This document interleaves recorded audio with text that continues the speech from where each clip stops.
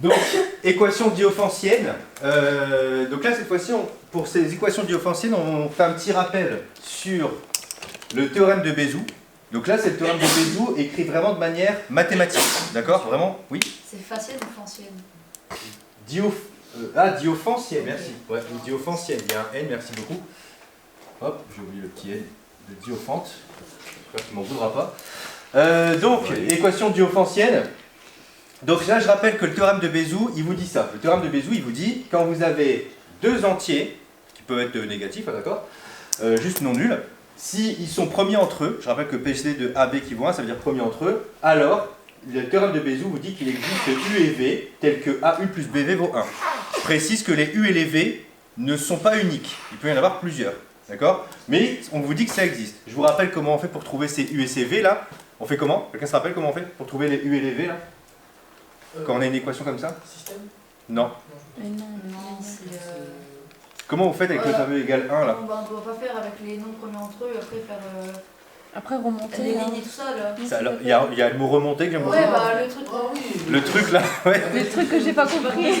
On fait des équations, pardon, L'algorithme d'Euclide. l'algorithme d'Euclide, donc on fait des divisions euclidiennes successives, d'accord? Donc vous écrivez vos divisions euclidiennes successives, à la fin vous allez avoir 1, et donc vous remontez, en fait vous réécrivez vos trucs différemment.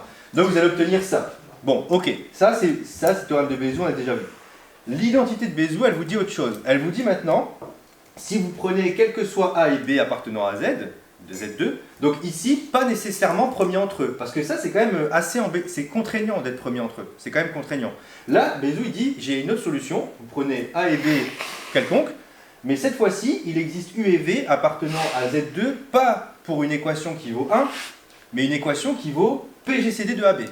D'accord? C'est ça qu'il faut juste retenir. Ça veut dire que si vous voulez avoir un AU plus BV qui vaut quelque chose, ou en tout cas en solution entière, le théorème de Bézout, l'identité de Bézout, vous dit qu'en fait ça doit être égal au PGCD de AB ici. Bah, on doit faire Oui. la même chose, genre on fait machin d'Euclide pour A et B, Ouais. on fera le PGCD, après on va faire pareil. Alors, justement, maintenant, la question qu'on va se poser, c'est pour ça que j'ai mis la partie exemple ici, c'est comment on va appliquer ce truc-là qui paraît un petit peu technique quand on a une équation à résoudre. Ouais. Du coup, si le PGCD de AB c'est égal à 1, ça veut dire qu'on doit faire que A, U plus B. Oui, tu reviens ici. Effectivement, tu es dans le cas là. Mais là, si par exemple, ici, tu n'as pas 1, par exemple, c'est le cas là, imaginons que je vous demande de résoudre ça. Bon, on va essayer. Bah déjà, on peut se poser la question de, alors, vous allez voir que c'est facile, c'est est-ce qu'il y a des solutions ou pas? C'est quoi le PGCD de 84? On va d'abord calculer le PGCD De 84. de 84 et 18. Quelqu'un, alors on pourrait le faire avec l'algorithme d'Euclide, mais je vais vous donner la réponse ici. Oh non. Ok, bah. Le PGCD de 84 et 18, mais faites-le hein, si vous voulez faire comme ça, vous vérifiez si je dis pas n'importe quoi, mais je vais vous le dire, c'est 6. Trop bien, c'est le truc qu'il y a là. J'essaie.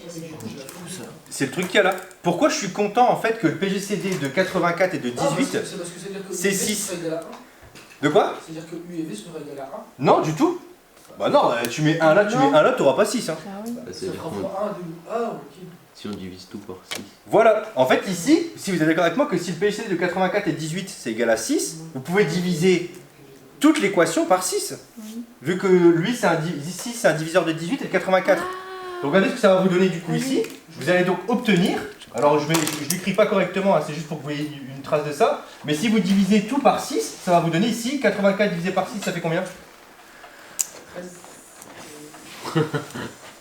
Non, bah non. C'est osé quand même. Ça. 22. Non, pas du tout. Je pense que c'est Mais très. non, très- mais mais- bon, Je mais- pense que c'est genre 13 ou 14. 14, mais non, 14,3. ça fait 8. Non, mais. Non, mais il y a un problème. 84. Ah, c'est 14. C'est 14. Oui, 14, mais pas 13. Ouais, mais. Ouais, bah, Non, vas-y, ça fait 8, donc t'auras 8 à la fin, ça marcherait pas. Donc ça fait 14U, regardez, s'il vous plaît, on divise tout par 6, ça fait 14U plus, là ça va être plus simple, hein, 18 divisé par 6, 3V, et ça vaut 1. Et là on est content, parce que en fait ce que vous êtes en train de dire, c'est résoudre cette équation-là, c'est équivalent à résoudre cette équation-là. Et ça on sait le faire. Ça on sait le faire, c'est le cas qui est là. On sait le faire. Donc du coup on est content. Voilà, arrivé là on est content parce que bah, tout simplement on sait résoudre, on se remet dans ce cas-là. Donc c'est pour ça quand vous avez PGCD de AB ici, c'est vraiment super, vous savez que vous allez avoir des solutions entières. Il faut juste bien que vous vérifiez que ça et ça, c'est le PGCD. Ça va? Bon, en tout cas en PGCD c'est Maintenant, regardez ce qui se passe ici, là, si je veux le faire là. C'est quoi le PJCD de... Si je le fais ici, le PJCD de... 2 et 6. De 2 et 6, ouais, c'est quoi? C'est comment?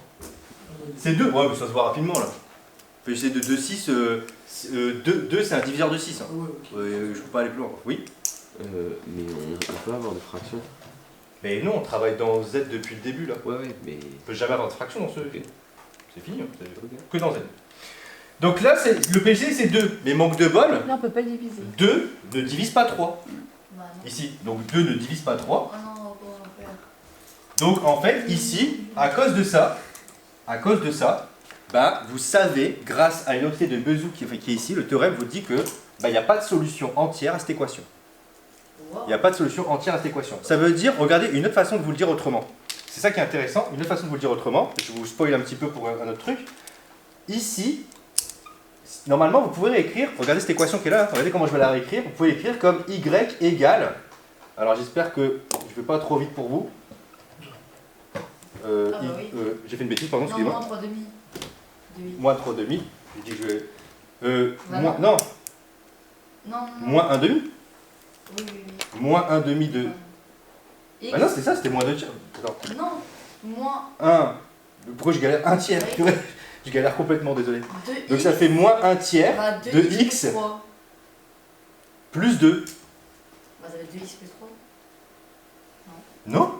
Vous passez Ah le oui, non, 2x de l'autre côté. Oui, non. Ça fait moins 2x et vous divisez par 6. Donc ça va faire moins 1 tiers de x plus 2. Donc en fait, ce que je suis en train de vous dire avec ça, c'est que la droite d'équation y égale moins 1 tiers de x plus 2, grâce à ce que je viens de vous démontrer ici, elle ne passe jamais par des coordonnées entières. Elle coupera jamais en fait les intersections proprement de votre graphe. C'est assez... Donc ça, c'est intéressant pour savoir si, vous voyez, quand par exemple, vous avez des graphes et vous dites « Ah, je suis sûr que ça passe sur ce point-là », bah, c'est un truc comme ça, là, vous le réécrivez comme ça, vous faites une petite équation de Diophantine rapidement, et vous pouvez vous démontrer si c'est le cas ou pas.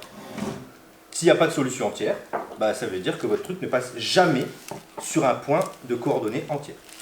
Ouais. Par rapport au premier exemple. Oui. Maintenant, on aurait trouvé 3 au lieu de 6. Du coup, on peut diviser 6 par 3. Est-ce qu'on peut faire plusieurs fois pour arriver à 1? Oui, on peut faire ça. On pourrait jouer comme ça. Ouais. On pourrait jouer comme ça. On n'est pas obligé d'avoir directement le PJCD, il faut juste avoir quelque chose qui divise. Ok. Si on a quelque chose qui divise, on a gagné en fait. On sait qu'on peut se ramener à un cas qu'on connaît. D'accord? Donc vous voyez, c'est pas compliqué. En fait, à chaque fois, ce qui est intéressant, c'est que c'est ça qui est super en gros avec les maths, moi je trouve, c'est qu'il faut pas grand chose. En fait, la plupart du temps, ça c'est des corollaires en fait. Hein. L'identité de Bézout là, c'est un corollaire de ça. Alors je sais pas dans quel sens on pourrait dire corollaire, mais pour moi, ça c'est le truc le plus fort. Et après, bah, vous vous ramenez à des trucs que vous connaissez. Ça va? C'est pas très compliqué, mais il faut juste avoir ça en tête. Et là, c'est ça que je trouve aussi très bien dans ce genre de truc, c'est que là, moi c'est là que je trouve qu'il y a toute la logique mathématique.